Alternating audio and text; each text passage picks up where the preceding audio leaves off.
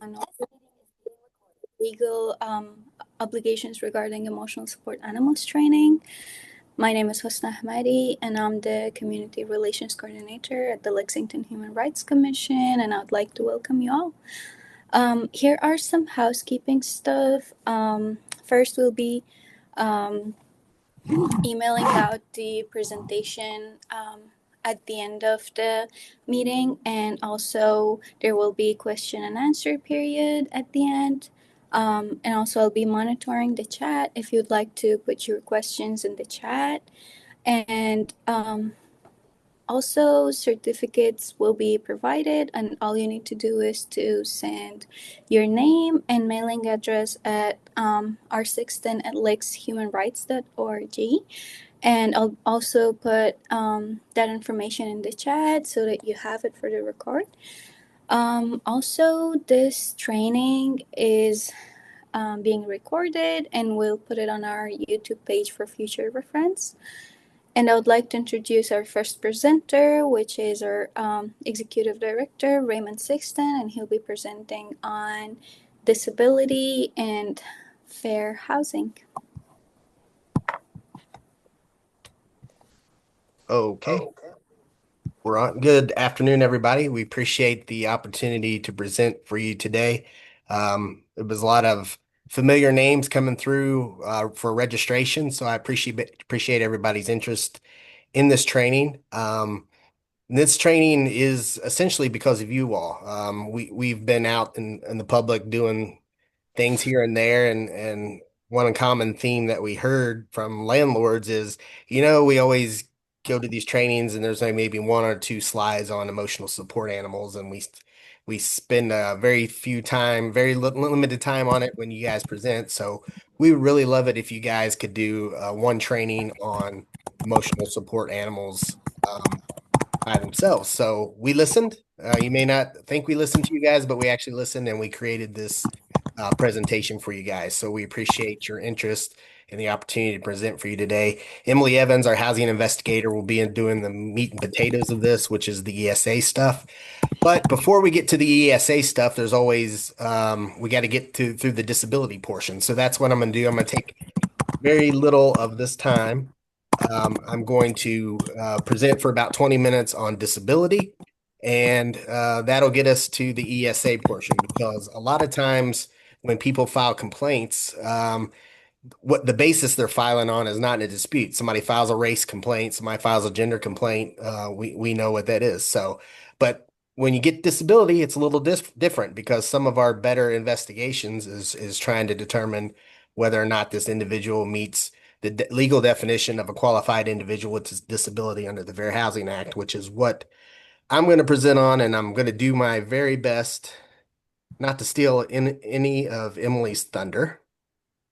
But here we go. And I'm sharing my screen now, so hopefully everybody can see that. So first of all, let's talk a little bit about our agency. Most people know about us. We're an independent agency of the Lexington Fayette Urban County government. Our agency's job is to investigate complaints of discrimination in employment, housing, and public accommodations. And of course, the protected categories are race, color, religion, national origin, sex, disability, familial status, and sexual orientation and gender identity. Now, let's see. 1 second. All right, there we go. So your rights under discrimination law. So we have the fair housing laws. They're designed to protect people from discrimination in essentially any kind of housing transaction. We got buying, selling, leasing, renting of housing. The fair housing laws prohibit many different types of discrimination. Like I said, we have there is a protection under employment that's not under housing, and vice versa. So with the Fair Housing Act, we have race, color, religion, national origin, sex, familial status, sexual orientation, gender identity, and disability. And of course, as we mentioned, this presentation that we're going to do today focuses mainly solely based on disability discrimination. Again, Emily's going to cover some of the laws in detail, so I'm not going to steal her thunder. We have several laws that come into play when you're talking about our office and HUD and the Kentucky Commission. There's various laws that affect the enforcement. Of course, you had the Federal Fair Housing Amendments Act. Again, I'm not going to get into that because Emily goes into detail about that. You got 504, Section 504 of the Rehabilitation Act. And then you got the Americans Disabilities Act, which, it's a federal law prohibiting illegal discrimination in governmental services and public accommodations, such as hotels and motels. So that's one thing to keep in mind. Not only do you have to worry about the Fair Housing Act, but you have your office where the general public comes in to inquire about renting an apartment. Well, guess what? That's covered by public accommodations discrimination. So there should be access to your offices, your place where people come to get information. And we'll save that presentation for another day. And then you have state law and you have local law. So in the state of Kentucky, Commonwealth of Kentucky, we have the Kentucky Revised Statute, which is KRS. That's chapter 344. That's the a chapter that deals with discrimination. And of course, here locally, there's two ordinances that give the commission our power and authority to do what we do, and also the laws that say you can't discriminate, and that's local ordinances 199-94 and 201-99. And these are state and local prohibiting illegal discrimination on all dwellings except owner-occupied two-unit house in which only one room is rented out. And of course, our local ordinance includes protection based under sexual orientation and gender identity. So, as you're aware or may or may not know, there are some waffling going on with the federal government with respect to sexual orientation and gender identity. Regardless of what happens under the federal level, we still have the local law, which still says in Lexington, you cannot discriminate based on gender identity or sexual orientation. So, fair housing laws may protect people who now there's three main definitions of disability. The first one is having a physical or mental impairment that substantially limits one or major life activity. And we consider major life activity that includes walking, seeing, hearing, working, learning, or caring for oneself.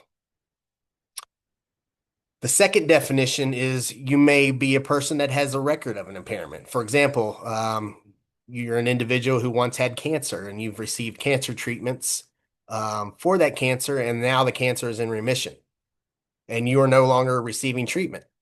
Even though you may be perfectly fine now and free of the cancer, in your medical records and in your history, you have that record of that impairment. And that can come into play and allow you to be protected from discrimination based on disability. And then the third one is having being regarded to have an impairment. So you can be perfectly healthy, but if an employer or a housing provider perceives you as having a disability, you can be protected from discrimination based on disability. An example of this would be a landlord's denial of housing to a gay man on the assumption that because the prospective tenant is gay, he must have AIDS. This prospective tenant would be protected under fair housing laws because he is, in this situation, regarded as having a disability by the landlord. There's no exhaustive list of disabilities, but here are some examples. We have HIV or AIDS, various physical health conditions, mental health diagnoses.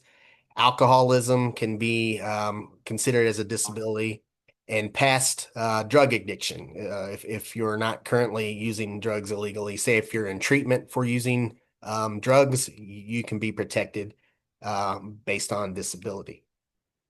Um, Are disabled individuals always covered by fair housing laws? No, you may be excluded from protection under fair housing laws and denied tenancy if, number one, you pose a direct threat to yourself or to others. This would be physical or emotional harm. If your tenancy would result in substantial property damage, or you're not otherwise qualified for the housing, such as you cannot pay the rent, you're currently legal drug use, something under that situation. And also, I will add on that last slide, even though it's not mentioned, we have individuals who call all the time, and this may fall into a reasonable accommodation situation. For example, several years ago, I tore my ACL on my right knee, and I had to have surgery. Although I was out of commission for a while, I would not qualify as an individual with a disability because it's a temporary condition. I went, had surgery, had my ACL repaired, and even though I was temporarily out of commission, I would not be a qualified individual with disability. However, if something happened during my treatment that the situation got worse or deteriorated to a point that it caused another condition, then at that point that I would be qualified under the Fair Housing Act as an individual with a disability. So typically temporary conditions such as a sprained ankle or something like that would not qualify you as a person, what we call a qualified individual under the Fair Housing Act. So under anti-discrimination laws, discrimination take many forms. That includes refuse to rent or sell something based on disability status. What we call differential treatment. We call this disparate treatment, and that can be something can run the gamut. Typically, it's we see a lot of failure to make repairs. I've sent several repair requests to my landlord and they refuse to fix my request. However, the guy across the hall from me, I see maintenance in and out of there all the time. And I think the only difference is he looks different than me. And I think it's based on discrimination. So we call that terms and conditions. If you have a different term or condition under tenancy and it's based on a protected reason, that would definitely fall under our jurisdiction. And of course, we get a lot of complaints based on eviction based on disability. And I will say it is kind of interesting now that we're focusing on disability. And interesting, maybe a lack of a better word, but this past June 30th was the end of our FY25 fiscal year. And typically, race is the one that a lot of people file under. That's the big basis. Most of our complaints are filed under race.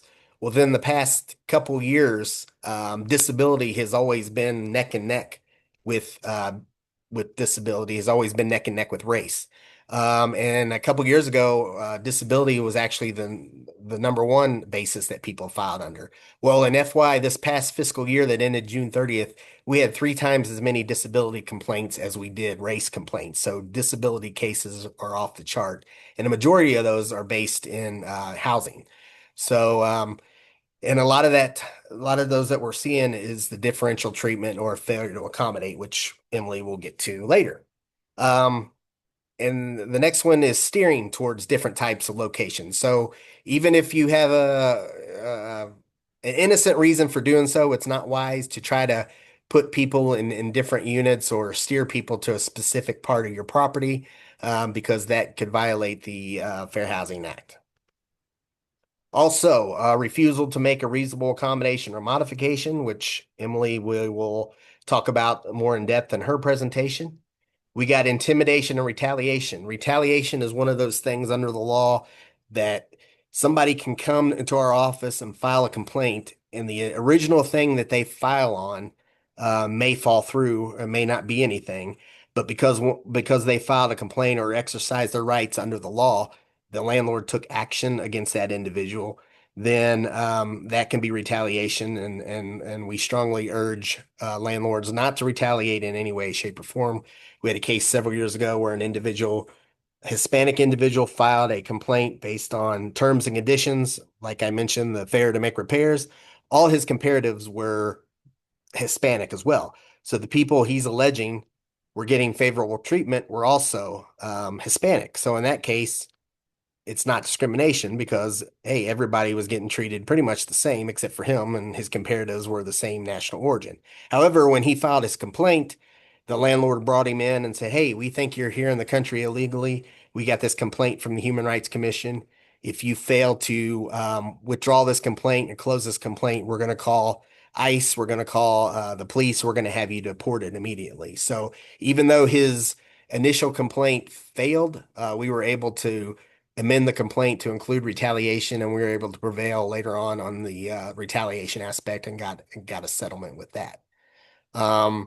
Inaccessible buildings and We also have a seemingly neutral rule that disproportionately affects people with disabilities. We call that disparate treatment. And we advise landlords to periodically review your rules and procedures because you may have a rule that seems neutral, but when you apply it across the board, it may have the effect to disproportionately affect a typical or adversely affect one protected class over another. So periodically review your rules. So, what questions may a housing provider ask about a disability? Generally, a housing provider, landlord, building manager, etc., may not ask you any questions about your disability, nor may a housing provider ask questions that would force you to reveal your disability, unless the questions are asked are determined to either number one, your eligibility for disability specific housing, um, priority for housing based on your disability. Those questions relating to that are okay. Eligibility for a reduction in rent based on your disability, questions regarding that are fine. And also, obviously, if somebody requests a reasonable accommodation or reasonable modification, there may be some further questions you need to ask for that, which are perfectly fine as well. Examples of illegal questions that a landlord cannot ask. Now, number one, hello, do you have a disability? That's a big no-no. You cannot ask that. Do you have AIDS or HIV? Obviously, you can't. Can I see your medical records? Can you live independently? Do you receive disability benefits? Um, but a landlord may ask questions to determine if you will be a good tenant. Number one, can and will you pay your rent on time? Will your tenancy be a threat to the health and safety of other people? Will you obey all the property rules? Can you provide references about your rental history? And you can ask if they are currently using illegal drugs. So these are the type of questions that landlords can ask. And again, I apologize for I'm rushing through mine because, again, we want to spend more time on the emotional support animal aspect. So I'll be wrapping mine up a little bit. There is a difference between reasonable accommodation, which is what the ESA falls under, and reasonable modification. A modification is a change to the physical changes to the residence if necessary because of the tenant's disability. These changes could include widening doorways, installing visual alarms, ramps, or grab bars, or making other physical modifications to the tenant's unit or common area. So always think a modification is a change to the physical structure of the property. In private housing, the tenant has to pay for the changes himself or herself, but often the city and social services agencies can step in and help low income tenants with the costs. I think here, even here in Lexington, I don't know if they still do it, but Emmanuel Baptist Church used to have a ramp program where they would install ramps for people. So some churches do have a program they can assist with that. But in private housing, the tenant has to pay for it. The landlord just has to allow the changes to be made. And when reasonable, the landlord can require the tenant to restore the interior of the unit to its previous condition before moving out. And again, reasonable accommodation.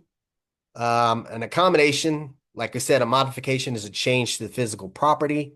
An accommodation is a landlord must make reasonable changes to their rules, policies, and practices when necessary because of a tenant's disability.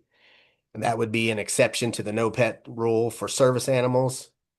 Um, If a tenant needs an exception to the landlord's rules because of a disability, the landlord must grant that exception unless in there's a defense. There's a few defenses to that if you don't allow it, but the one that's generally acceptable, if it would change the nature of the landlord's business or be a heavy financial or administrative burden on that landlord. And we understand that landlords come in all shapes and sizes, budgets, all that fun stuff. So again, there's no general mathematical formula. We just have to evaluate these on a case by case basis. And again, some other requests of accommodations was the support animal request for a monthly written or oral reminder to pay rent, request for a change in guest policies in order to accommodate a full-time caregiver. And then we talked about access to buildings, and we're not talking about ADA now. We're talking about properties in general. Buildings with four or more units, and the magic date is March 13th, 1991. Anything constructed after that date needs to comply with the seven accessibility requirements, and these apply to all ground floor units and all units in elevator buildings. And I'll go through some of these. Usable doors. All buildings and unit doors must be wide enough for a wheelchair. Accessible routes in the unit. The hallways, corners, and doors must be wide enough to allow a wheelchair to maneuver throughout the unit. Accessible controls. Light switches, outlets, and thermostats cannot be too high or too low to reach in a wheelchair. And reinforced bathroom walls. We talked about installing grab bars. Well, there's got to be some sort of reinforcement inside the walls that allow that to happen. If you're just putting a grab bar on drywall, that's going to be a recipe for disaster. So the bathroom walls should be reinforced, but under the seven accessibility requirements, walls must be strong enough that grab bars couldn't be installed later and be installed safely. And usable kitchens and bathrooms. There must be enough clear floor space in the kitchen and bathroom so that a person in a wheelchair can use the facilities and appliances and maneuver in the room. So that's the key. Not only do you have the walls have or the doorways have to be wide enough to get the wheelchair through, but once that person is in whatever room we're talking about, there must be enough clearance for that wheelchair to be able to move in a complete circle.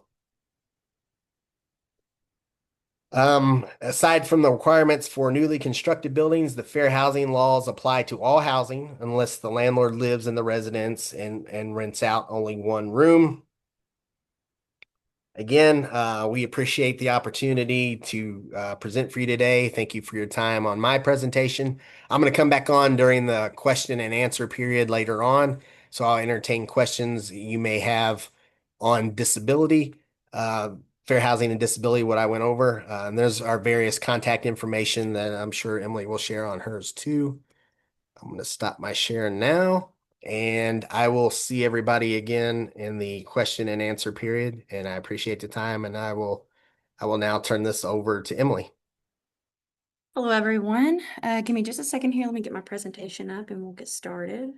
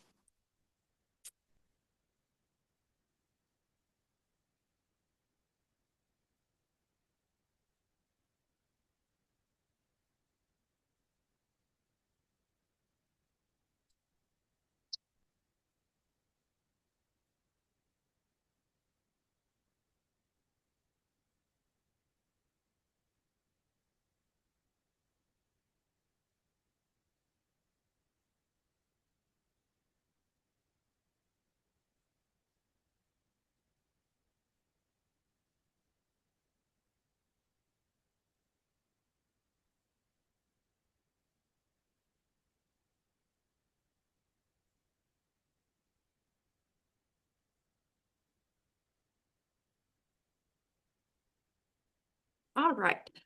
So here we're going to start discussing the legal obligations regarding emotional support animals.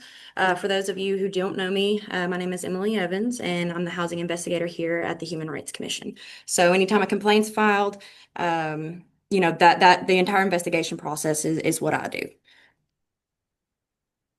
So we'll go ahead and start talking about the laws that apply. First, we've got the Fair Housing Act, and this applies broadly to most housing types. Then we've got the Section 504, which ensures accessibility for federally assisted programs. And then we've got the ADA, which provides protections for individuals with disabilities, access public entities and accommodations. So the Fair Housing Act it's a key piece of legislation that applies to virtually all housing types. It doesn't matter if the housing is linked to federal funding, the act still applies. It doesn't matter again if the housing is linked to federal funding, the act does still applies. So covered housing includes a wide range of residential options from apartments to condominiums, single family homes, nursing homes, assisted living facilities, group homes, so on and so forth. Moving on though to the Rehabilitation Act, specifically Section 504, this law applies to programs or activities conducted by recipients of federal financial assistance. Essentially, if an organization receives federal funding, it must secure or it must ensure, accessibility and non-discrimination for individuals with disabilities. And then this law just pretty much it emphasizes the importance of making programs and services accessible to all. The ADA, that's another critical law that protects individuals with disabilities. It has two main titles relevant to housing. So we got Title II, that applies to public entities, including those who provide housing.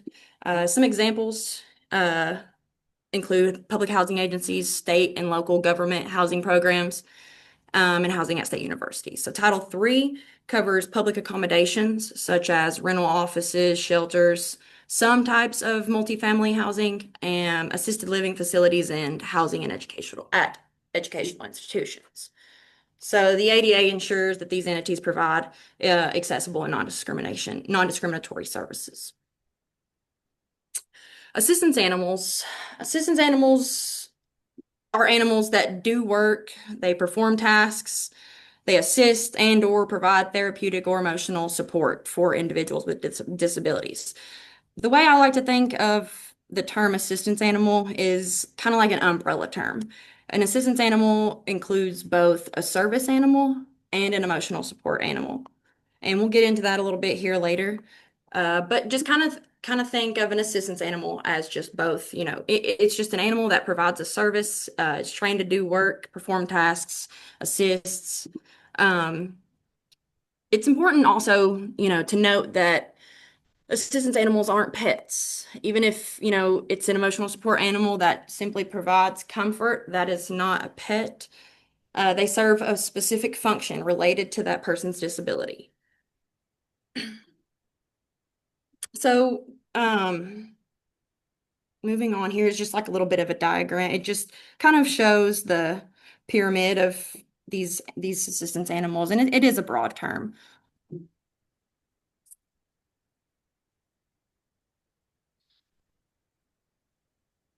So, let's begin. Let's talk about reviewing the official definition of a service animal. And this definition is provided by the DOJ, the Department of Justice. So they define a service animal as any dog that is individually trained to do work or perform tasks for the benefit of an individual with a disability. This includes a wide range of disabilities. Ray touched on this: physical, sensory, psychiatric, intellectual, or other mental disabilities. So here we want to note, that other species of animals, whether wild or domesticated, trained or untrained, those are not considered service animals under this definition. Um, again, the animal, it must be trained to perform specific tasks that directly relate to the individual's disability. Um, Activities like providing, emotional support, comfort, well-being, or companionships, those are not considered specific work tasks for the purposes of ADA analysis. So those are not something that should be considered here. This is simply referring to service animals.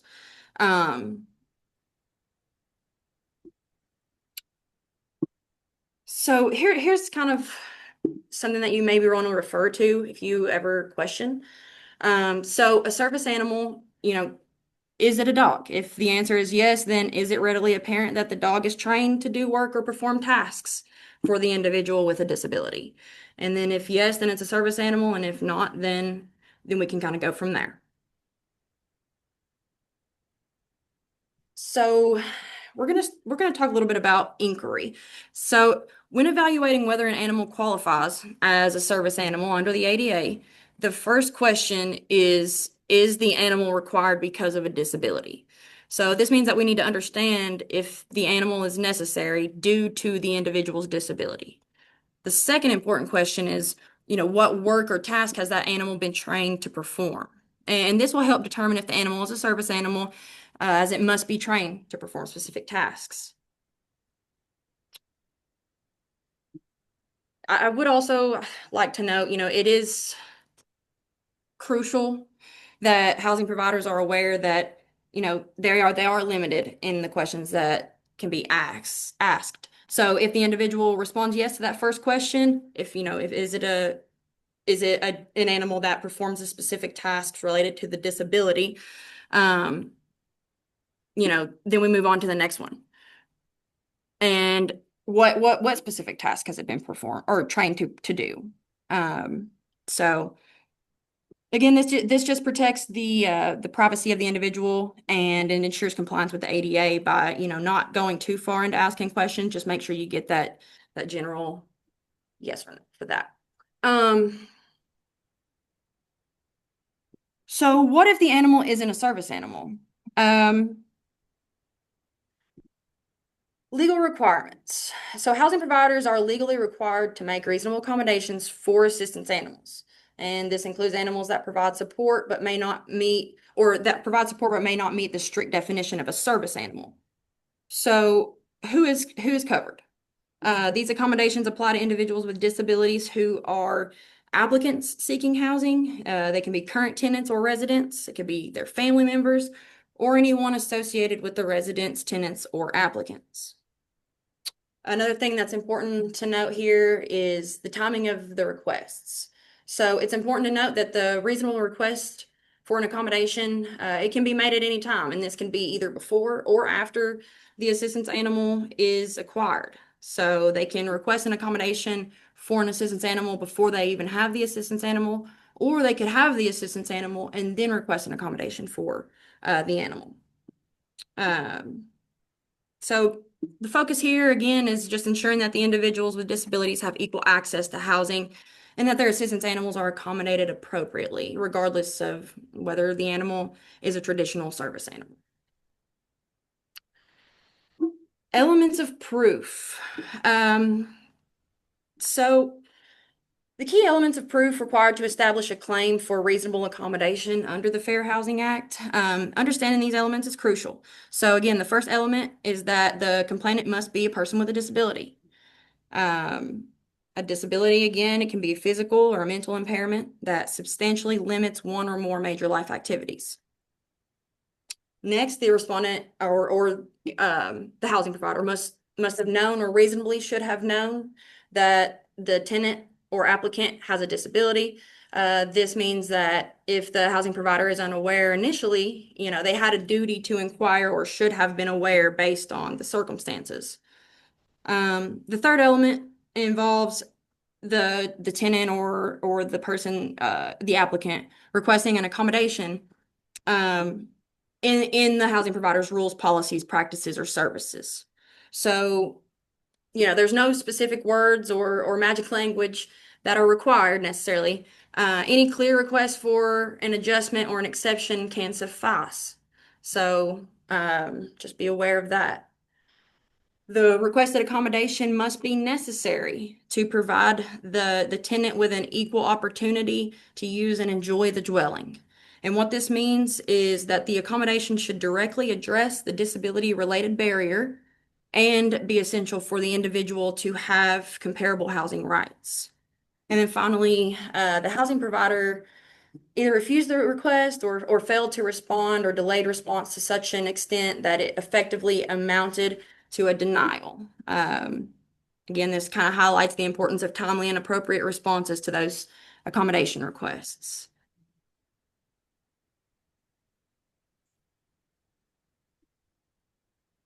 So does the complainant or does the tenant have a disability? Under the Fair Housing Act, again, a disability it's defined as a physical or mental impairment that substantially limits one or more major life activities. So regarding the investigation and those types of steps, the first step in the investigation is going to be to interview the complainant, the person filing the complaint, the tenant, the applicant. We want to interview them thoroughly. I want to be able to understand what their condition is, and I need to know how it impacts their daily life. So some types of impairments are almost always considered to impose a substantial limitation on major life activities. For example, conditions like blindness or deafness, those are typically qualified as disabilities. Um, just because an impairment isn't automatically recognized, it doesn't mean that it isn't a disability. So again, each case should be carefully evaluated. So it should be on a case-by-case basis, and it should be based on the individual's circumstances, medical evidence, and how the impairment affects their major life activities. Observable and non-observable disabilities. So when a housing provider is presented with an animal that appears to be a service or a support animal, they may need to verify the need for that animal, especially if the need isn't already obvious. So if there's not an obvious disability, there may be some additional steps to verify that, which we're going to talk about. So if the housing provider does not already have this information, you are permitted to ask for certain documentation to establish the connection between the animal and the individual's disability. More specifically, you may ask or may request reasonably supporting information that confirms the animal performs work, confirms that the animal provides assistance, or offers some sort of therapeutic emotional support related to their disability. Um, it's important to note, though, that this supporting information should come from a licensed healthcare professional who is familiar with the individual's condition. So, and again, this documentation, it doesn't have to disclose what the specific disability is, but it should be specific enough to demonstrate that the animal provides necessary assistance or emotional support for that individual.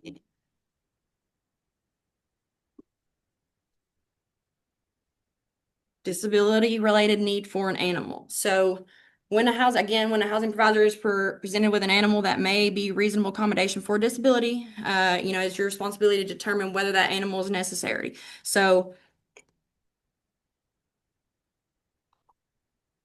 um, again, this documentation, so it should demonstrate that the animal performs work, provides assistance, or offers therapeutic emotional support related to that individual's disability. Dogs, those are going to be the most common assistance animals. Um, and again, those are often trained as guide dog service dogs, and they can be emotional support animals. Cats, those are another frequent or popular assistance animal, especially emotional support animals. Small birds such as parrots, canaries, those can serve as emotional support animals for some individuals. Um, and then assuming that all information, is established, housing providers should also consider animals that are commonly kept in households for pleasure, not for commercial purposes, such as, hamsters, gerbils, fish, turtles, other small domesticated animals. Um, so the key takeaway here is that the housing provider should grant reasonable accommodations for animals that are traditionally kept in homes and serve as assistance animals. So it's a pretty broad range, but these have all been at one point or another approved as an accommodation for an individual with disabilities. Animals that are not commonly kept in households. So here, the key point is that the requester bears the substantial burden of demonstrating a disability-related therapeutic need for that specific or type of animal. So if they're requesting an accommodation for an animal that's not commonly kept in households, such as a miniature horse or something of that nature, which is another one, you know, they bear the burden for demonstrating that disability related need and that animal. So when someone requests to keep a non-traditional animal, for instance, like a miniature horse, housing providers, you must conduct an individualized assessment of that request. So this essentially means evaluating each case on its own merits rather than applying a blanket rule. The requester, though, they must also provide evidence that the animal is necessary for their disability, so typically from a healthcare professional or a health provider.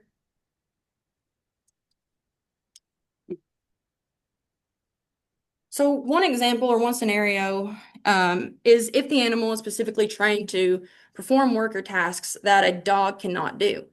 So, for example, some individuals, they may require a specific type of animal trained for unique medical or mobility assistance. Another example might involve medical conditions where different animal provides therapeutic benefits that a dog cannot. Um, so again, it just should be evaluated on a case by case basis.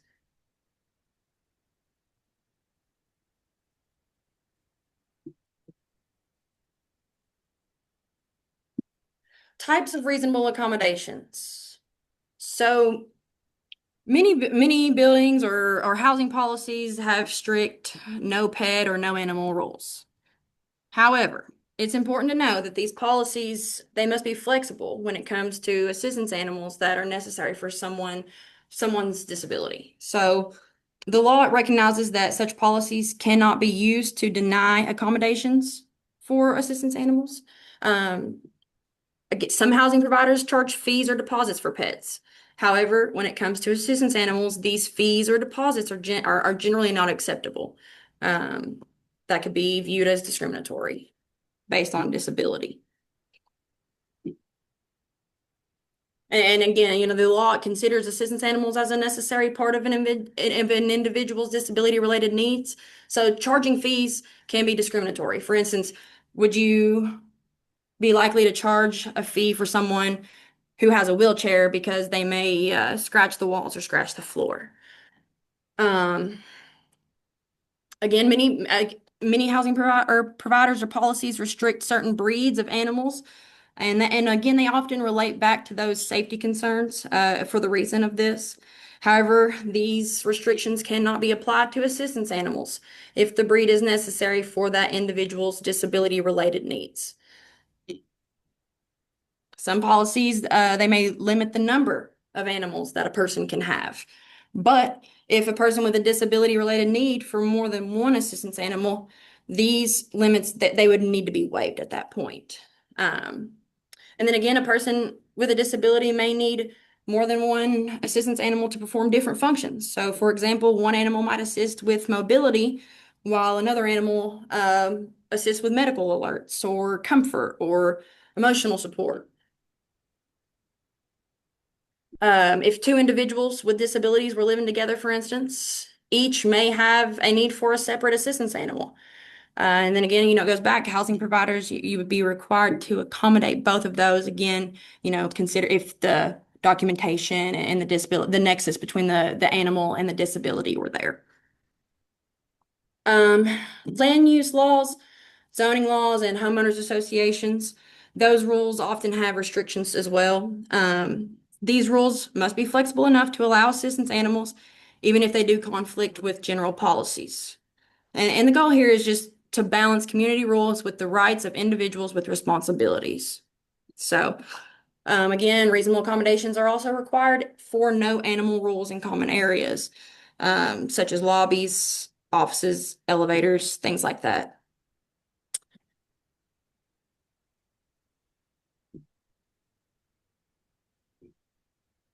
Direct threat. So, the Fair Housing Act, it does not require a dwelling to be made available if the tenancy would pose a direct threat to the health or safety of others, or if it would cause substantial physical damage to the property of others.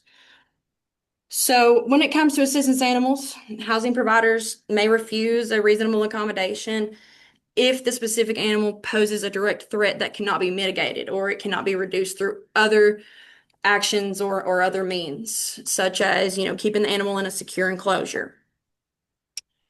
I do want to note here, though, that the determination of whether an animal poses a direct threat must be based on specific issues related to that animal's conduct. It cannot be based on stereotypes or assumptions or fears or anything like that. It has to be based on specific issues. So let me give you an example. Um, a breeder size of an animal cannot be used as a basis to deny a request. These decisions must be grounded in actual behavior or evidence.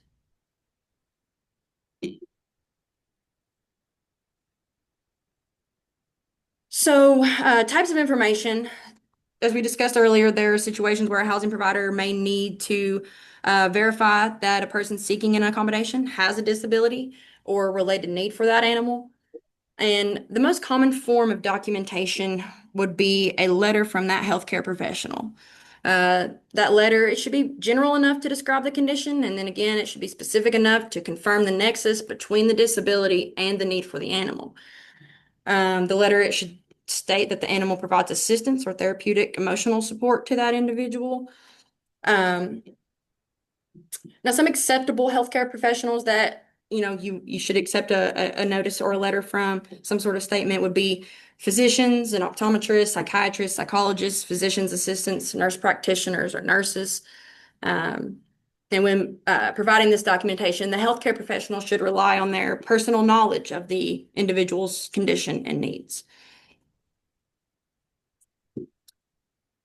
So, in this section, we'll be discussing the types of information that are helpful to include in documentation when an individual requests an assistance animal in housing. So, first, we want to note that that it's does not require the use of any specific form. So, you cannot require that a tenant or an applicant have to fill out or complete any kind of a specific form relating to that request, other than, a standard accommodation request form. Um, Similarly, they cannot, you cannot require notarized statements or statements made under penalty of perjury. These are not necessary and should not be a condition for considering that request. Housing providers may not request detailed information about an individual's diagnosis or specific medical or mental health conditions. So what this means is that housing providers, cannot ask for or require documentation that discloses the individual's impairments or diagnoses. Instead, the documentation should focus on the functional limitations that necessitate the assistance animal rather than the detailed medical information. Some information that, should be included in a note or a letter from a medical provider would be general information. So the patient or client's name, uh, it's important to establish whether the healthcare professional has a professional relationship with that individual, which would involve providing healthcare or disability-related services prior to the request. And this is simply just to confirm that the relationship between the professional's role is supporting that accommodation request. And then lastly, what they want to we want to make sure that they specify the type of animal for which the reasonable accommodation is being sought. So this could be a service animal, emotional support animal, or any other type of assistance animal. And then next, we need to gather some disability related information, whether the patient has a physical or mental impairment. This kind of helps clarify the nature of the disability. Then we want to assess whether this impairment substantially limits at least one major life activity or bodily function. And then finally, understand why the animal is necessary. So does the animal perform specific work? Does it provide assistance, or does it help with tasks that benefit that individual?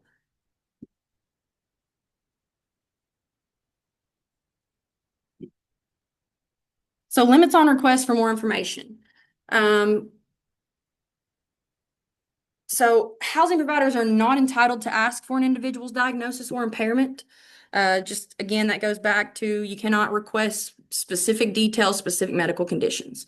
Cannot require disclosure of details about the diagnosis or the severity of the disability.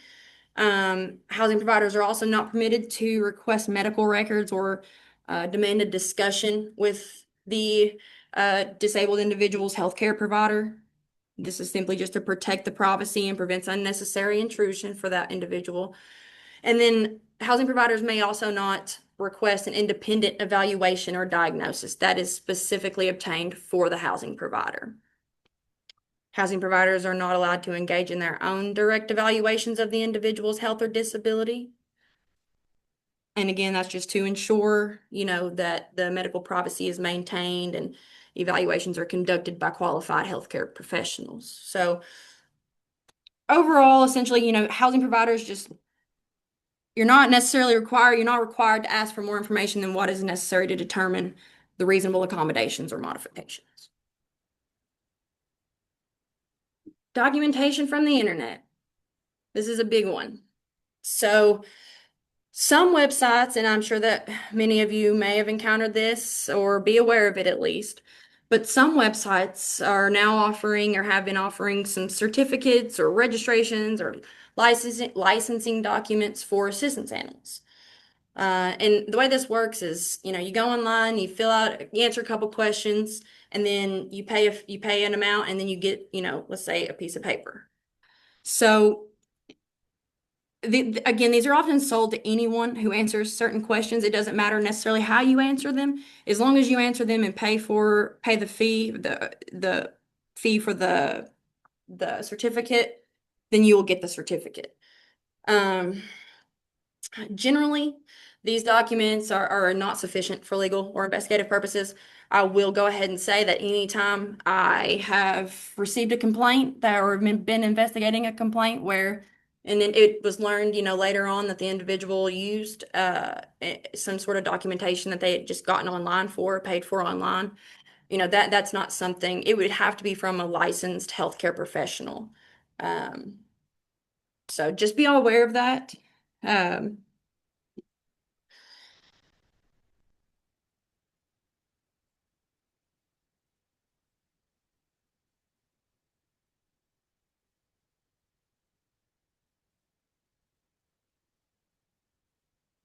All right. So this slide explains a key exception in the law regarding protections for individuals with disabilities.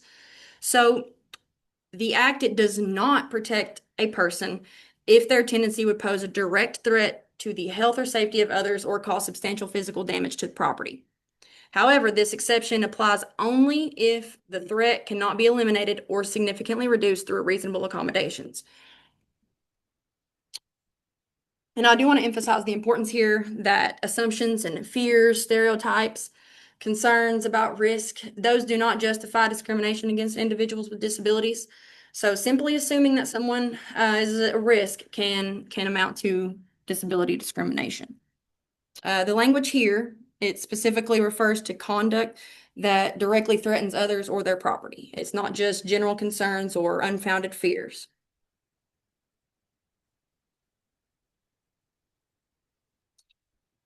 So, asking about disability when it's not obvious. I want to talk about the approach situations where attendance, disability, it may not be obvious. So, in that case, when a disability is visible or apparent, landlords and others generally expected to recognize that person as disabled. In such cases, the landlord may not request supporting documentation because the disability is evident. Um, However, when the disability isn't immediately apparent, the situation becomes a little bit more nuanced. So something you may want to ask yourself is there some other way that the landlord could know about the disability? And some of those examples might include, for instance, the source of income being disability related. So if they receive disability benefits and, that's what they listed as their source of income on the application, that could be one way that you could know without asking. Any prior communication or documentation that indicates the disability would be another way. And then there's also the landlord's obligation to inquire. So if the landlord or if the housing provider doubts whether the person has a disability, they have an obligation to inquire further. And this doesn't necessarily mean demanding proof, but more so engaging in a respectful dialogue with that person. Documentation. So if the disability is not obvious, what documentation can the landlord accept? A disability determination from a federal, state, or local agency is one of those. Again, documentation of income from SSDI, SSI, veterans, disability. They also may have a voucher that someone gets only if they're disabled, for instance, the NED vouchers. And then information from a healthcare professional may also be a form of documentation that the landlord can accept. So based on HUD's guidance, a landlord cannot lawfully require a doctor's statement, but cannot require that such statement be notarized, signed under penalty of perjury, and cannot require a diagnosis. So now let's talk about the important process of evaluating and, when necessary, denying a request for an accommodation. So The goal is to ensure, fair treatment while balancing the needs of the individual with the operational realities of the property.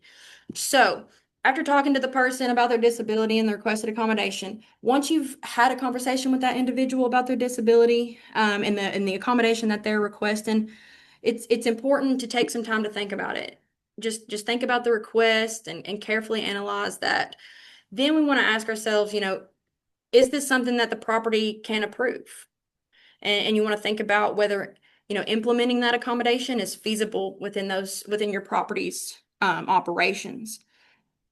Cost and impact considerations. Evaluate whether the accommodation would involve significant costs. Would it change the way that the property operates dramatically?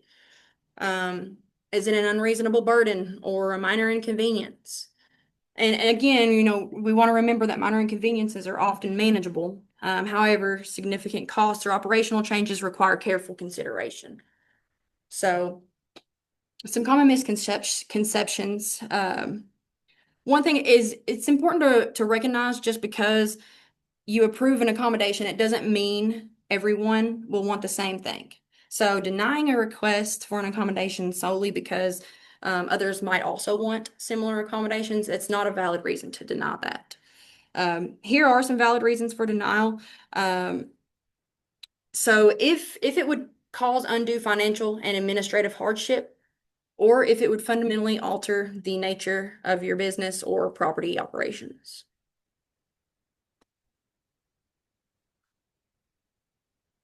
Interact. So not every request for a reasonable accommodation has to be approved. Sometimes a requested accommodation, it may not be feasible or appropriate. However, even if the request is denied, an important step is required, and that is this interactive process we're about to discuss here. So what is the interactive process? It's a collaborative dialogue between the tenant and the housing provider or the relevant decision maker. The goal here is just to explore the possible solutions that can meet the tenant's needs while also considering the organization's capabilities.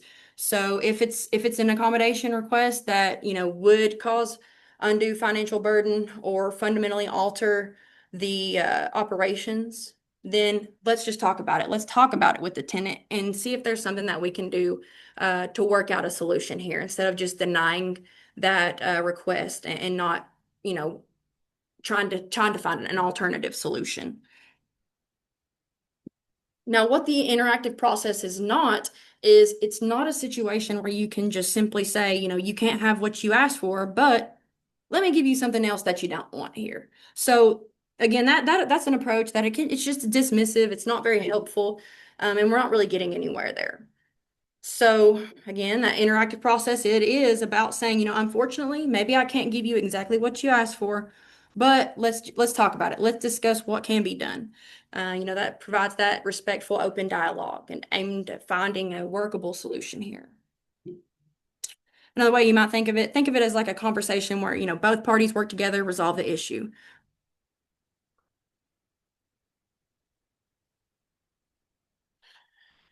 Defenses, again, we're talking about the undue financial and administrative hardship or the alteration of business. So, undue financial and administrative hardship.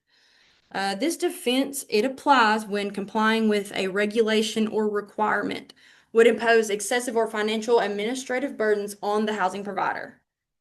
So essentially, if the cost or effort required to comply with the accommodation request outweighs the benefits of its disproportionate or is disproportionate to the goal, then this defense may be invoked.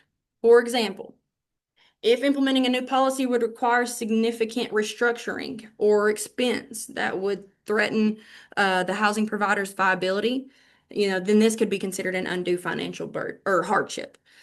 Now, it is important just note that this defense is context specific and it does often require some detailed evidence demonstrating that hardship. I'll briefly touch on a case that I had a couple years ago. There was an individual who had basically there was in some sort of an issue with the unit and some water had leaked into to the living room and throughout the unit into the hallway, and the contractors had determined that In order to, resolve the issue, all of the carpet and flooring would basically have to be ripped up and redone. The individual the tenant, had a disability. Well, the investigation later revealed that the tenant was also a hoarder. So, in order to make those necessary repairs, the landlord was required to either move all of their belongings out because the individual was disabled and they were not able to, or they could do what they did, which was they deemed it as it would be an undue hardship, financial burden in order, to pay. It was going to cost thousands of dollars to have all of his belongings moved outside so that the floor and the carpet could be replaced. And so therefore they gave him a 30-day notice. And in that case, that would be an instance of where, financial burden or hardship would suffice as a defense there. The second defense, fundamental alteration of a program. It's basically arguing that compliance would fundamentally change the nature or the purpose of the business. So one example, it could be a tenant requests that, a non-medical housing provider, so just, day-to-day housing provider, being asked to assist them with, let's say, a daily meal preparation or feeding. This is not an accommodation that you would have to accept, as it would require you to operate as a personal care provider, which you are not. And therefore, it would fundamentally alter your operations. Another example might be a request for extensive building-wide architectural changes beyond what is standard in the property type, or even a request to manage a tenant's personal finances. These are things that go beyond the essential nature of just providing housing services. So in those cases, these are when these defenses can be applied. So let's talk a little bit more about defenses. One example, we have a no pet policy. That is not a defense. We wouldn't be, you need to make an exception to that rule and provide the accommodation. We don't permit dogs over 40 pounds. That again is not a defense. We don't permit certain breeds like Rottweilers, Pit Bulls, German Shepherds. Did not fill out my form. So if you subject an individual requesting accommodation to another form that is not, standard or requires different information, that is not a defense. It's not a defense there. So would have to make an accommodation for everyone. Again, that's not something that would be a defense. Have to pay a pet deposit. Have to provide a release from the doctor. Insurance won't permit it.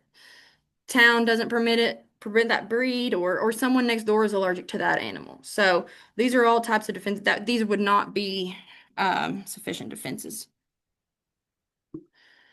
Let's talk a little bit about charges and fees though. So I think first, it's important to understand, we want to know that the Fair Housing Act, it prohibits landlords from imposing any fees, deposits, or other charges, whether directly or indirectly, for having an assistance animal or for requesting a reasonable accommodation. So what this means essentially is that landlords or housing providers cannot require tenants to pay extra fees just because they have an assistance animal or are requesting an accommodation. One way you can think about an assistance animal is like a medical device. Again, let's go back to that first example where, are you going to charge an individual who requires a walker or a wheelchair? Are you going to require, extra fees or deposits for damage that, for one, hasn't occurred yet, and for two, from a wheelchair, that's just something that, you'd make an accommodation for. Now, we will talk about this here in just a moment as far as damages. If damages occur from an assistance animal or something like a mobility device, those are things that, obviously you can charge for those damages at the end of their tenancy. You just can't necessarily charge an upfront deposit for something that hasn't necessarily happened yet.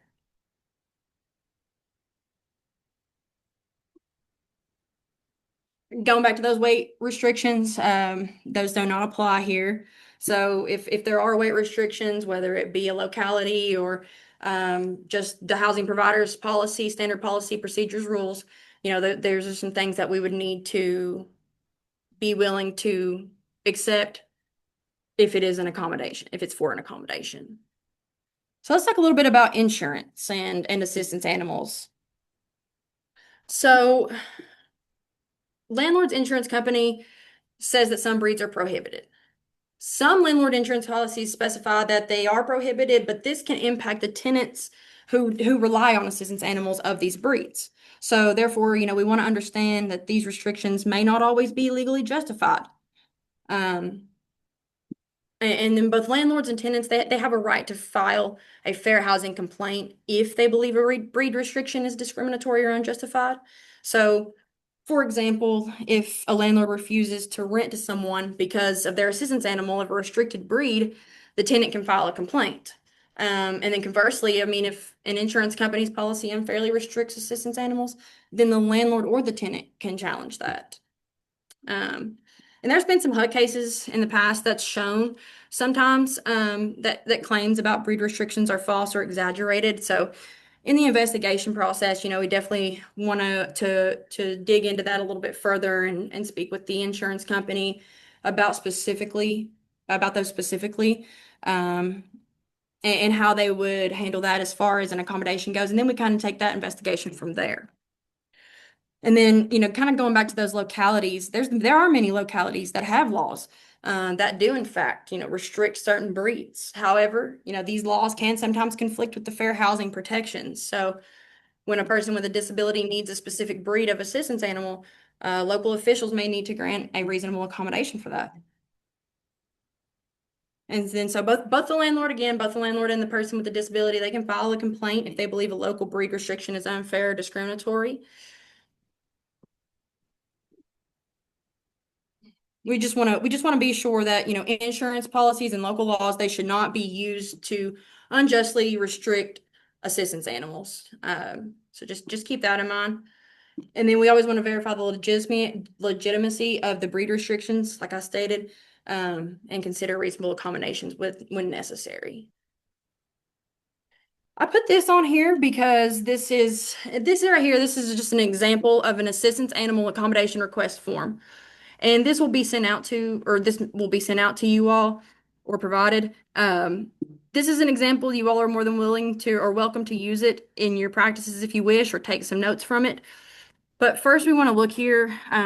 Here's just some questions. This is a good form to have as a housing provider in general, but especially when dealing with reasonable accommodations for assistance animals. So, it has the basic questions there. Do you request a reasonable accommodation for an assistance animal? Yes or no. Type of assistance animal. Is it a service animal or is it an emotional support animal? Um, and then it just continues to go on down, and then there's the documentation. It states what needs to be, listed in that documentation, and then it requires the signature. And then there's some also additional points to consider there. So again, like I said, I'll be sending this out to you all. You're welcome to use it if you wish, or take some notes from it. Change it up, make it your own, however you wish to do that if you want.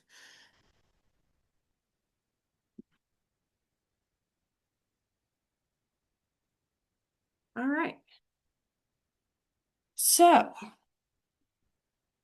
going to go ahead and get into the question and answer section or portion of this training here.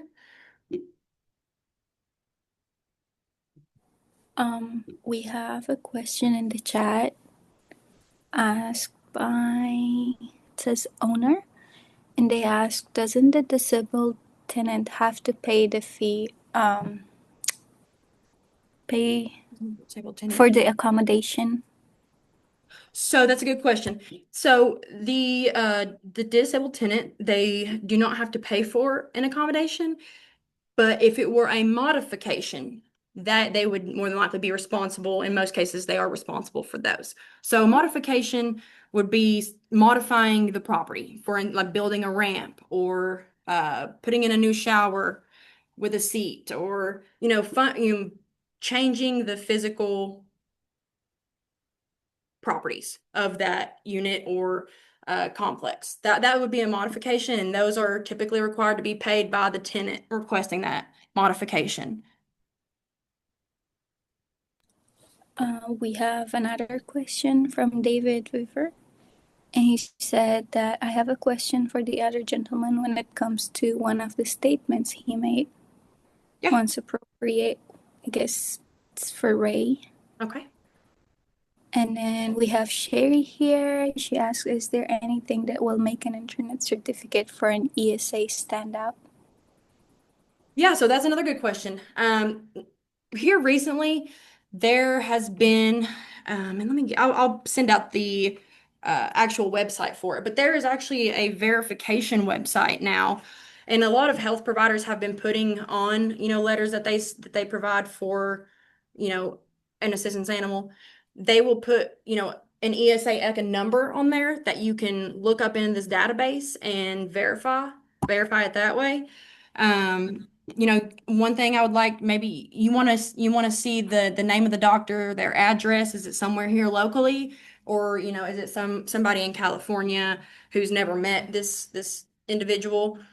You can always give us a call if you have questions about a document that you received, the legitimacy of it.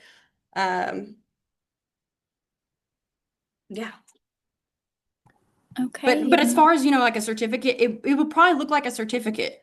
Um, it's not a letter. It's not necessarily always stating the diagnosis and the nexus for between the diagnosis and the animal. Yeah. yeah, so Alfred asks, so just to be clear, a physical reaction to an animal because of allergies is not considered a health threat to the existing tenant. So that is correct. Not again, this is something that needs to be on a case by case basis. But if you think about if that were the case, let's think about what could be done, what could be an alternative solution. Could we maybe move the individual with the assistance animal into another unit that may be farther away from the individual that has allergies? You know, kind of just you got to take it on a case by case basis there.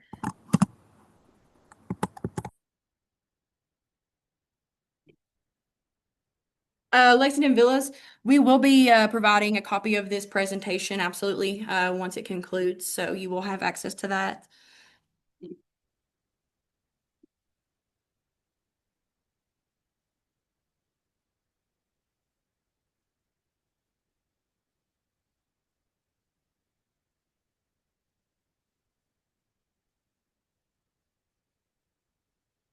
Is everybody clear on the difference between a service animal and an emotional support animal?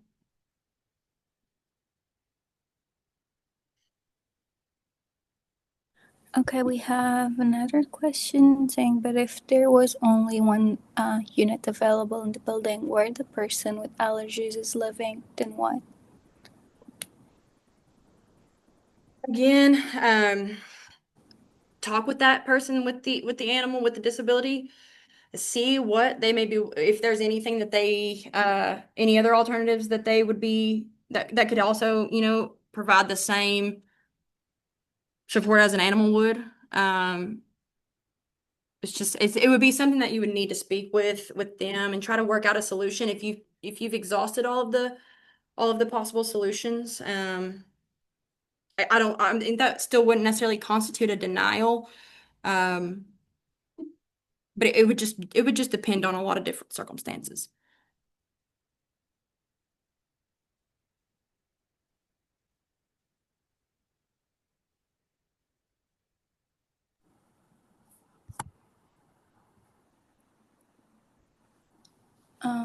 They said, but I'm not allowed to talk with them about their specific health situation that allows them to have the animal to discuss them with them alternative treatments, I thought.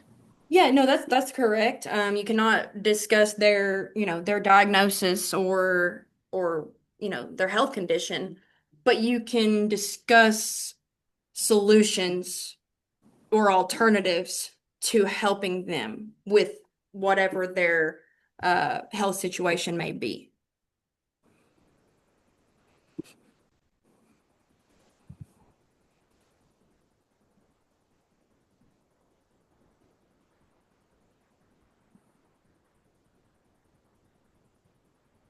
And I'm not sure if Ray is around here right now, but if he wanted to touch on that other question there from David. I'm here. Okay. What was the question? Sorry, I must have missed it. Or was there a question? Yeah, he said that you mentioned earlier how we can ask a prospect if they use or consume drugs. With Kentucky being a state where you can receive a medical marijuana card from a medical professional, would we not be violating any HIPAA or medical privacy law? Well, HIPAA law typically applies to people in the healthcare industry, so you're in no danger of violating HIPAA law. Um, yeah, that medical marijuana is new, so we don't have a lot of cases, a lot of precedent cases regarding what happens if that gets thrown in the mix. However, if somebody presents that card, then you just need to assess it, and if they now I'm not sure I understand the question. Are we talking about for accommodation purpose or just for like um renting to somebody that has a medical marijuana card, renting to someone who has it? And you guys don't have to, if people want to talk, we can talk. We don't have to put anything. It was just if there was a question in the chat. So if David wants to just kind of pop on here and ask his question, that's fine as well. I think everybody. David said renting for someone, can we ask them to stop using their prescription? Again, that medical, to be honest, I don't, like I said, that medical marijuana is new to the state. We've not been received any sort of guidance from HUD or any state or local uh, situation about those cards as of yet. So I would advise you if you were presented with one of those cards, then to consult with your corporate attorney or the attorney that you guys use and move on from that. Like I said, we don't have any guidance yet, and it's new territory. We haven't run into it yet, I'll be honest, I really don't know the answer to that, but certainly it's something I can follow up with our commission attorney, who is Ed Dove. He has a private practice here in Lexington, and we can get you. I'll make a note of that, and we can get an answer for that at a later time because I really don't know the answer because like I said, it's new territory and we have not encountered that as far as our case processing goes at this point. Um, Emily, there was a follow-up question for you. Okay. Owner said, can you require in writing from the tenant specifically what accommodations and or modifications you as the landlord will need prior to making final decision to approve or reject the application?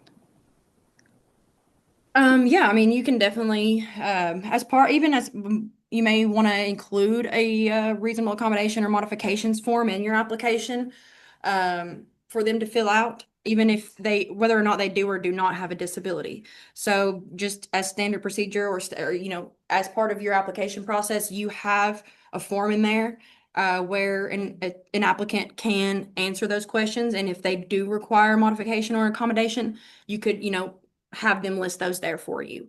Um, yeah. Okay, Alfred said if their health situation says they need a dog, but the existing tenant in the building with common areas is highly allergic to cats and dogs. The existing tenant specifically asked me about living in a building that did not have animals because of the allergies. That was a reasonable accommodation to them already.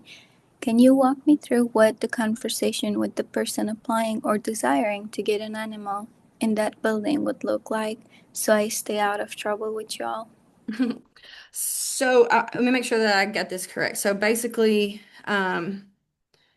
you have a tenant in a building, and the building has common areas, and you're saying that there is another tenant in the same building that's highly allergic to cats and dogs, and you're wanting to know kind of how to maneuver that situation. Is that correct?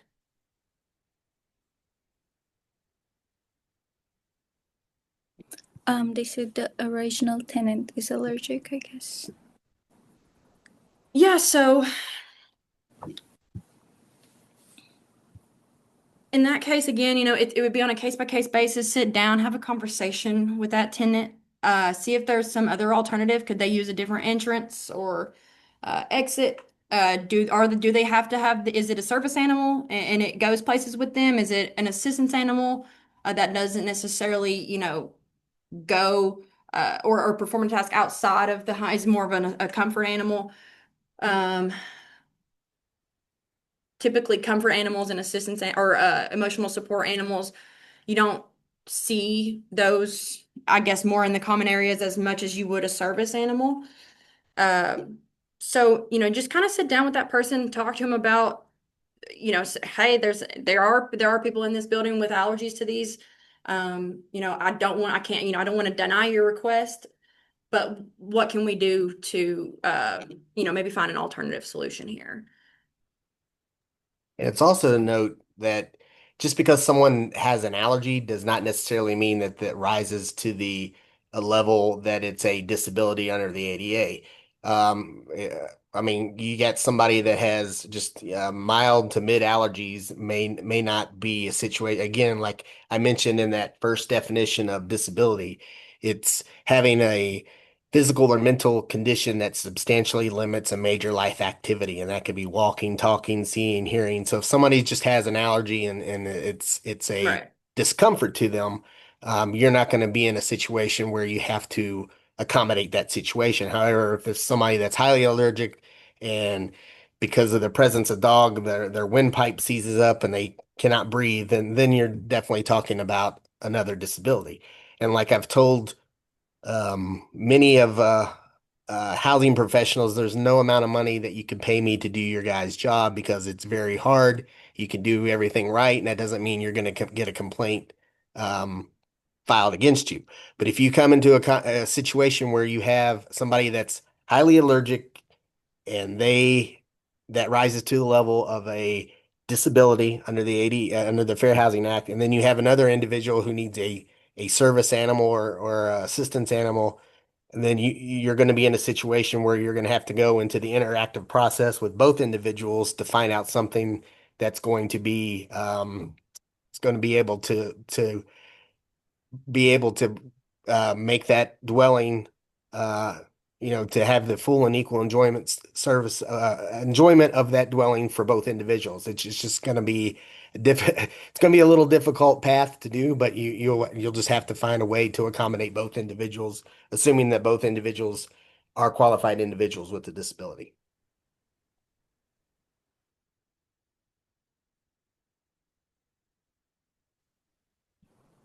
Owner said, if I understood correctly, accommodations are minor and landlord pays for this. Modifications are more serious or possibly very expensive, and tenant must pay for these, correct? Yes, tenants are responsible for paying for modifications. Accommodations are not necessarily always anything that's monetary. It could just be an exception to the rules, terms, conditions, things like that, policies. Yeah, and it could be something, a modification could be something simple as, like I mentioned, like installing a handrail in the bathroom, or there's like a little lip for somebody to get in on their unit. We actually had a case a couple years ago where the Emily was at the back porch. They wanted a ramp, a modification to put a ramp on the back deck or something like that. Mhm. And the landlord in that case, if you're a private landlord, you just have to allow it for that to happen, and the tenant has to pay for it. So yeah, no matter what the cost is in a private situation with a modification, it is the duty of the tenant to pay for that.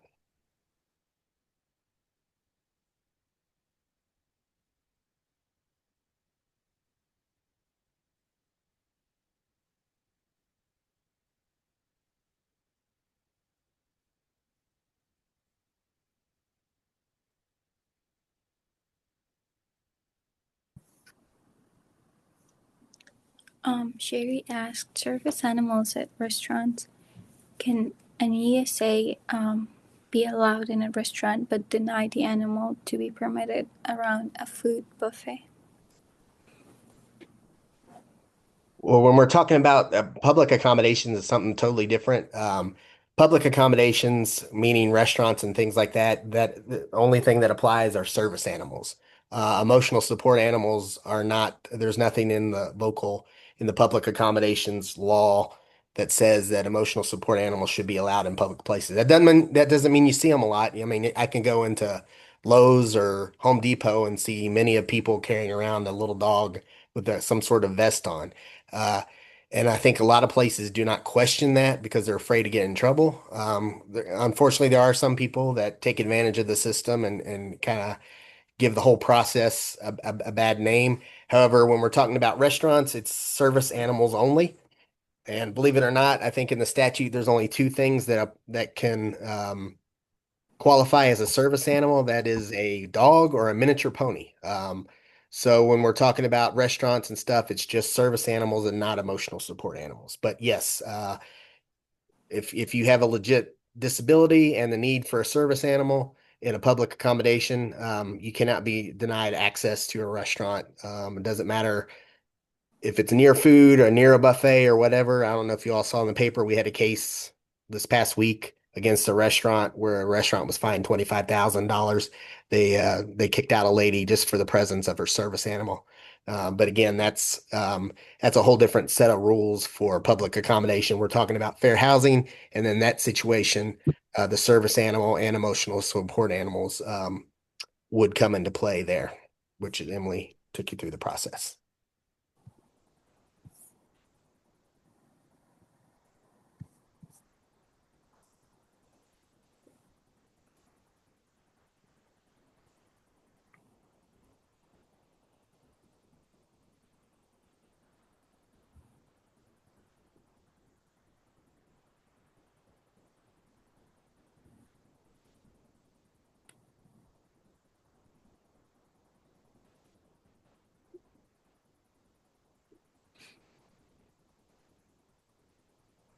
Any more questions?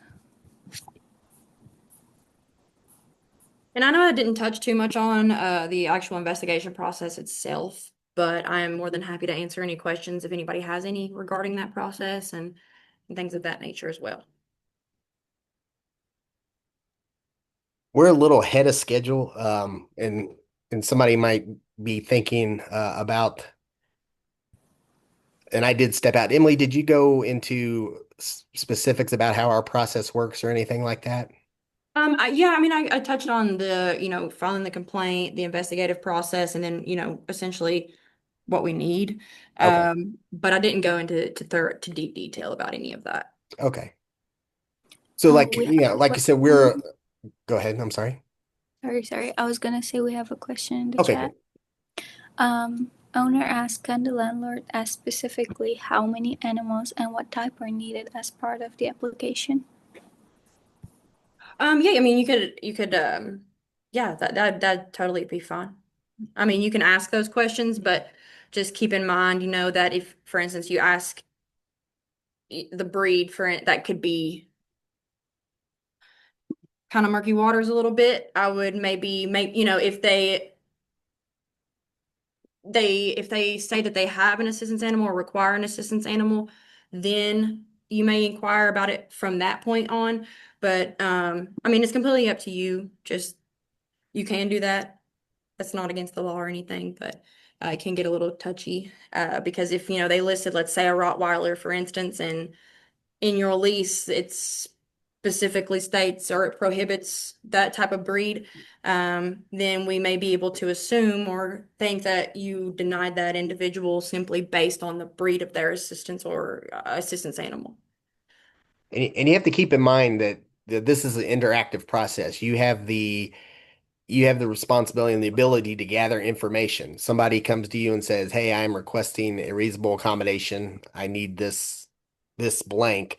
You have the responsibility and it's well within your right to request additional information because you need to gather this information to what? Determine that this does not uh change the nature of your business, and this is not an administrative burden or a financial burden. So yes, you can seek additional information, and as Emily said, you just got to be careful of how deep you go into that information because you don't want to get too aggressive and then kind of violate the law. But certainly they're to develop into this interactive process, you can it's kind of like a fact-finding information. A lot of times what we're finding is people are not they're not getting involved in the interactive process. So I say as long as you guys are involved in the internet active, keep wanting to say interactive process, um, somebody comes to us and says, "Hey, I want to file a complaint because they won't grant my ESA," and then we're talking about, okay, what's been done, and they're just like, "Well,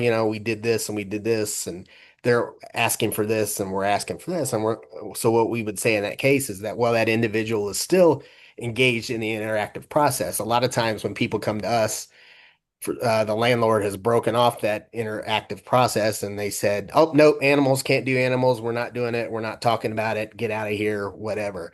So as long as you're engaged in that interactive process, you're limiting your liability as far as being on the hook for violating the Fair Housing Act because you're doing your diligence. You're doing the necessary facts and information to determine whether or not you can grant that request. So that's well within your right.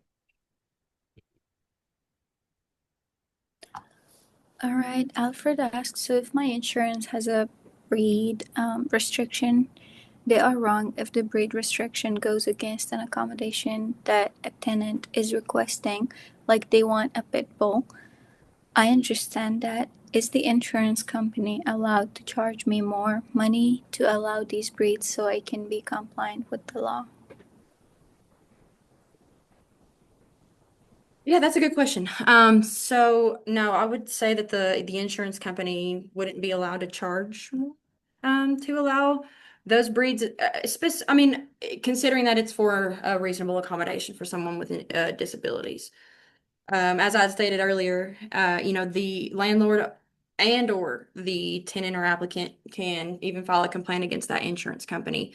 One thing I might recommend doing though, it would be reaching out, if you do come across a situation like that, contact your insurance company, let them know um, what the situation is, remind them of the fair housing laws, and the laws relating to accommodations and assistance animals. And then, if they're still objecting that or, trying to subject you to additional fees or anything like that, then yeah, that would not be permitted, I wouldn't believe. And Ray, you may have something that you would like to add to that. No, I'm good. You did fine. Okay.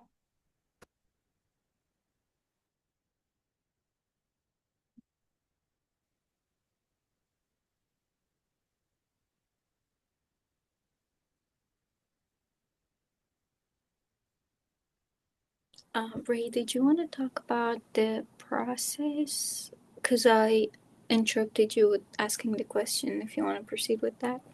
No, I think we're good. Emily went into it, so I think we're good. Okay. I don't want to get redundant. And I apologize for having to step out for a second.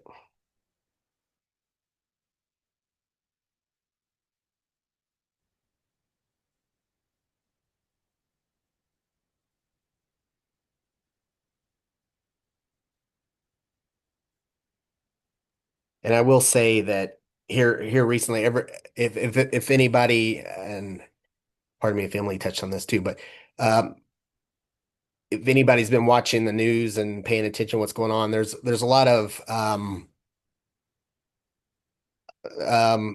transformation. That's a good word for it. Going on in the federal government and HUD, the Department of Housing and Urban Development, who provides us with we have an agreement with HUD, and we are a substantially equivalent agency with HUD, and they essentially that's one of the ways we get our money is they pay us to do housing investigations here in Lexington. So we rely heavily on HUD guidance and things of that nature. And there's been a lot of transformation in the federal government.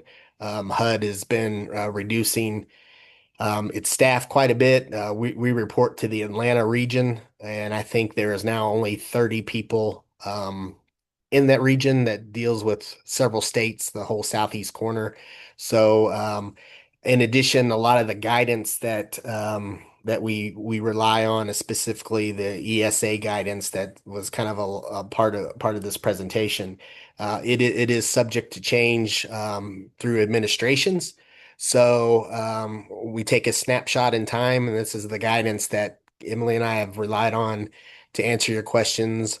And we understand that, there's new court cases being decided every day. And so a good disclaimer is this guidance that and this information we provided is fluid and it is subject to change, but this is kind of how the approach that we take when we do our investigations. But just because it's the way we do it now may not be the way we do it in a couple of months. So again, if you encounter a situation, we like to tell people we are not an after the fact agency, and we do a lot of projects with the Central Kentucky Apartment Association, and we do a lot of talks with the Lexington Landlord Association. And we always like to tell people we are not an after the fact agency. If you come into a type situation and you're unsure about it, please give us a call, send us an email. We don't like to call it advice. I can't give you guys advice, but surely we can give you technical support. And I have people email me all the time. With such technical support, whether it be service animals or you get a sexual harassment type situation at your property and you don't understand what you do with it. So certainly reach out, give us a call. Certainly, if you guys have attorneys at your disposal, that's why they get paid the big bucks. Reach out to them and bounce ideas off of them. I know a lot of Stephen Marshall does a lot for a lot of properties, so reach out to Stephen Marshall. He's we have a lot of cases with him over throughout the years, so he's a good attorney and gives good advice. So yeah, reach out, let us know, reach out to Emily. She'd be happy to answer any questions. Owner asked, can snakes be an ESA? Snakes be yeah. I mean, again, we're not talking about service animals. Certainly, I've never heard of a CNI snake or anything like that. But again, if somebody can, if there's a doctor out there, a trained medical professional who writes a prescription and says so and so could benefit by the warm, loving comfort of a snake, then that's something that should be considered and explored and approach the interactive process. And if everything checks out, then that should be allowed. We had a case one time where it was a lady wanted like 15 birds. And I'm not talking like little parakeets. I'm talking about the huge squawking birds. Wanted 15 of them. And this was several years back, but I think the investigation revealed that 15, I don't know what the magic number is, but in this situation, 15 birds was determined not to be a reasonable request for an accommodation. It was not a reasonable accommodation, so I think we ended up, and we were unable to resolve that one, and that one ended up being dismissed as a no probable cause determination. So as again, it's as Emily said, this is a case by case basis. There's no magical formula that when you get this that it's gonna. I wish there was like a flow chart we can use. If this, then this, but it's not. It's not that easy, and it's reason 5,368 that you guys and gals have a really hard job. So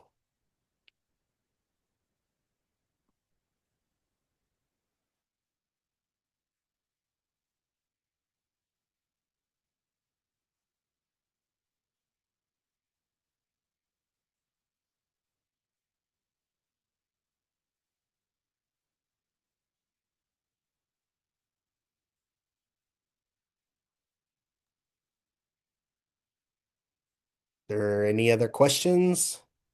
We might we might end ahead of schedule.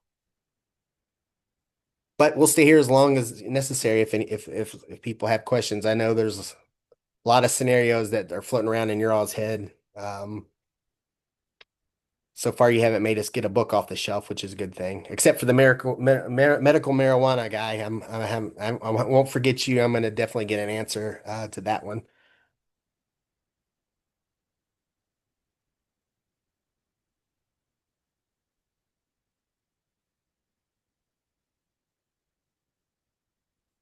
And just a reminder, please send me an email, rsexton@lexhumanrights.org. Husna has put it in the chat.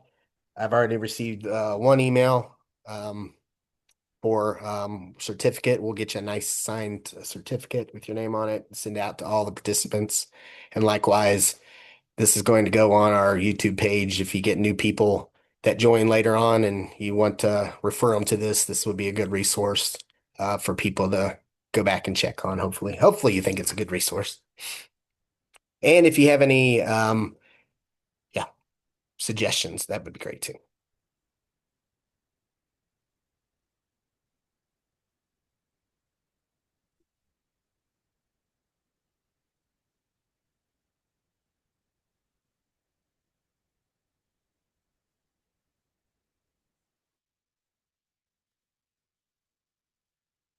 Going once, going twice. I'll turn it over to Husna. There's no more questions. She can close this out. I appreciate everybody's attendance, so I'll turn it over to her. Thanks, Ray. We'd like to thank you for joining us today. If you have any feedback, please feel free to send it to us via email.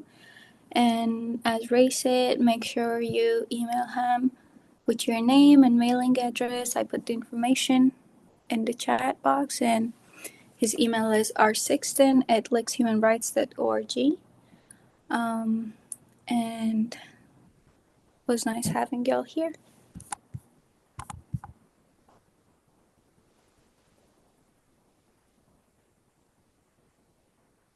Okay, with that, we will conclude this session. Thank you so much for your attendance, and I appreciate everybody. If you have any suggestions for any future trainings you would like for us to do, like I said, this is why we did this one because we heard a lot from all of you. So just let us know. All right, thanks so much. Thank you all. Thank you.